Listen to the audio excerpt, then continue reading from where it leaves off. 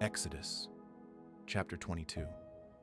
If a man steals an ox or a sheep and kills it or sells it, he shall pay 5 oxen for an ox, and 4 sheep for a sheep. If the thief is found breaking in, and is struck so that he dies, there shall be no guilt of bloodshed for him.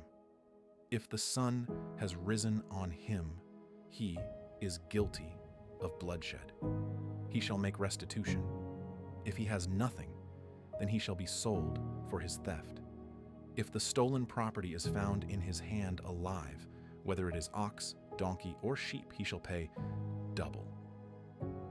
If a man causes a field or vineyard to be eaten by letting his animal loose, and it grazes in another man's field, he shall make restitution from the best of his own field, and from the best of his own vineyard. If fire breaks out and catches in thorns so that the shocks of grain, or the standing grain, or the field are consumed, he who kindled the fire shall surely make restitution. If a man delivers to his neighbor money or stuff to keep, and it is stolen out of the man's house, if the thief is found, he shall pay double. If the thief isn't found, then the master of the house shall come near to God to find out whether or not he has put his hand on his neighbor's goods.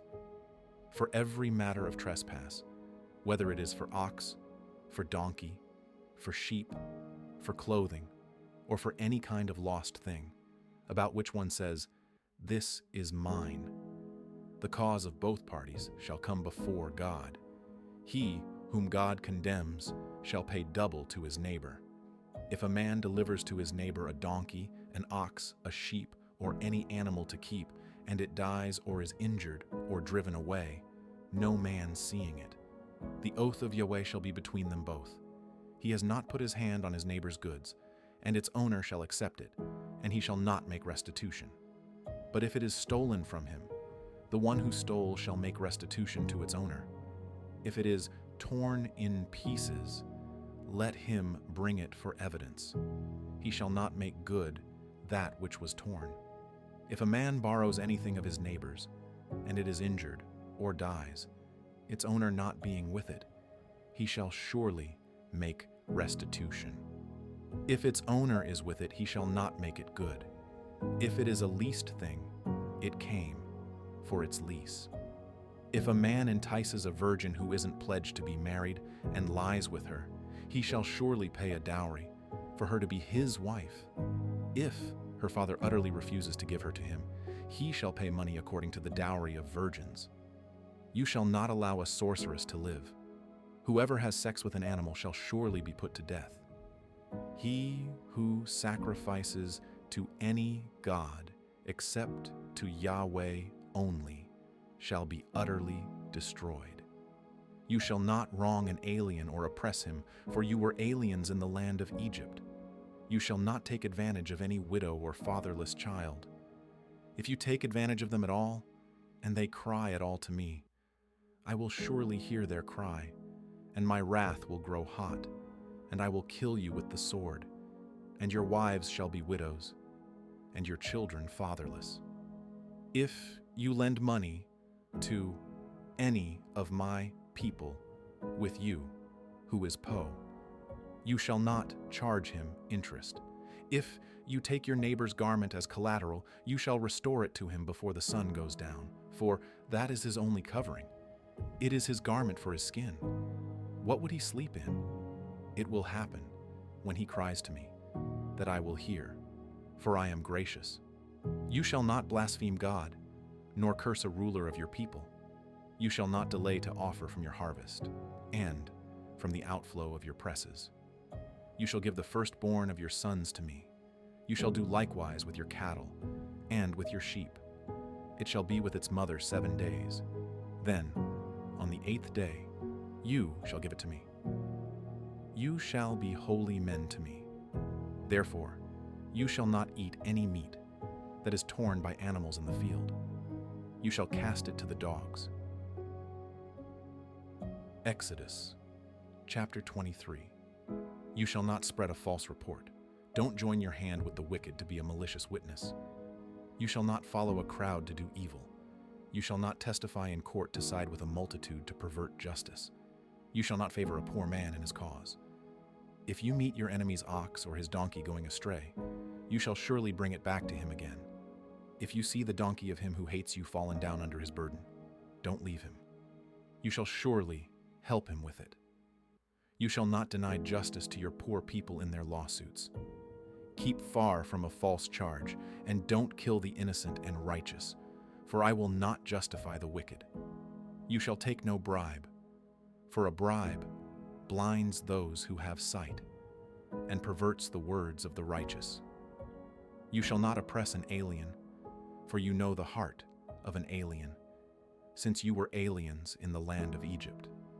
For 6 years you shall sow your land, and shall gather in its increase.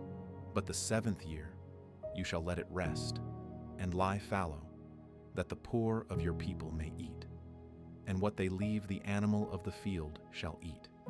In the same way you shall deal with your vineyard and with your olive grove.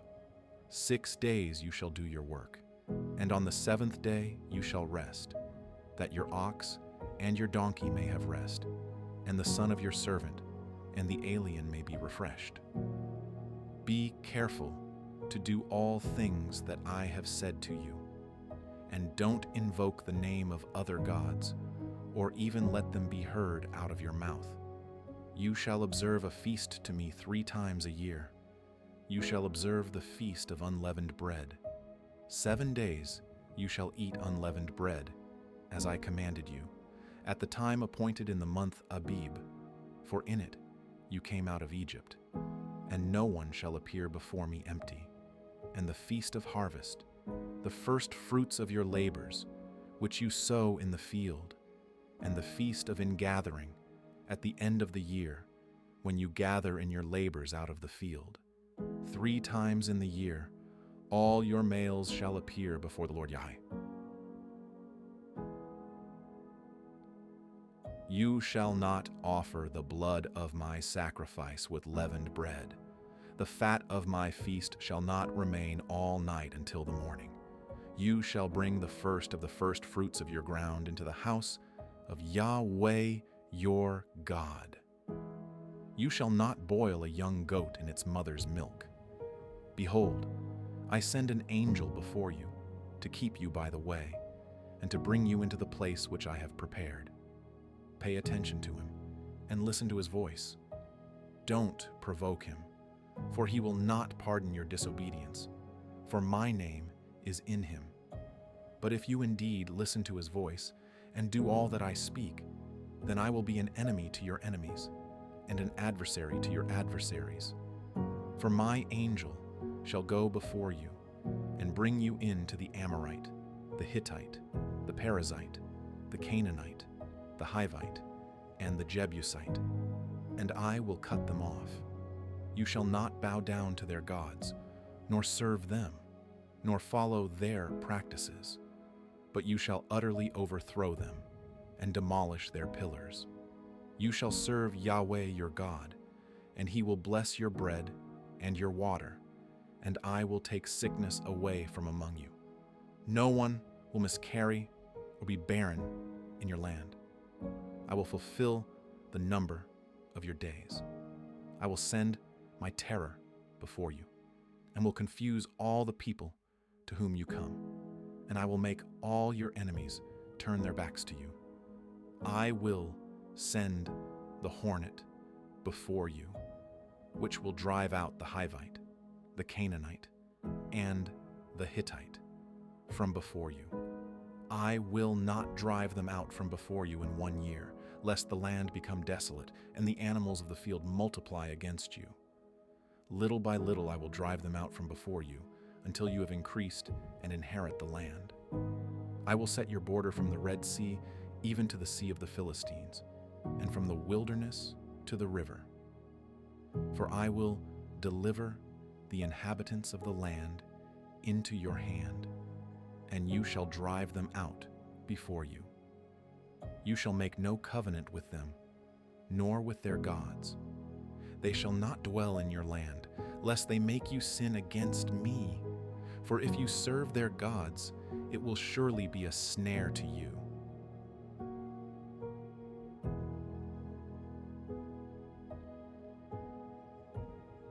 Exodus chapter 24. He said to Moses, "Come up to Yahweh, you and Aaron, Nadab and Abihu, and 70 of the elders of Israel, and worship from a distance. Moses alone shall come near to Yahweh, but they shall not come near. The people shall not go up with him spiwan moind." Moses came and told the people all Yahweh's words and all the ordinances, and all the people answered with one voice and said, "All the words which Yahweh has spoken will we do." Moses wrote all Yahweh's words, then rose up early in the morning and built an altar at the base of the mountain, with 12 pillars for the 12 tribes of Israel. He sent young men of the children of Israel, who offered burnt offerings and sacrificed peace offerings of cattle to Yahweh. Moses took half of the blood and put it in basins, and half of the blood he sprinkled on the altar. He took the book of the covenant and read it in the hearing of the people. And they said, "We will do all that Yahweh has said, and be obedient." Moses took the blood and sprinkled it on the people and said, "Look, this is the blood of the covenant, which Yahweh has made with you concerning all these words." Then Moses, Aaron, Nadab, Abihu, and 70 of the elders of Israel went up. They saw the God of Israel. Under his feet was like a paved work of sapphire stone, like the skies for clearness. He didn't lay his hand on the nobles of the children of Israel. They saw God and ate and drank. Yahweh said to Moses, "Come up to me on the mountain and stay here, and I will give you the stone tablets with the law and the commands that I have written, that you may teach them." Moses rose up with Joshua, his servant, and Moses went up onto God's mountain. He said to the elders, "Wait here for us until we come again to you. Behold, Aaron and Hur are with you. Whoever is involved in a dispute can go to them." Moses went up on the mountain, and the cloud covered the mountain. Yahweh's glory settled on Mount Sinai, and the cloud covered it 6 days. The 7th day he called to Moses out of the middle of the cloud.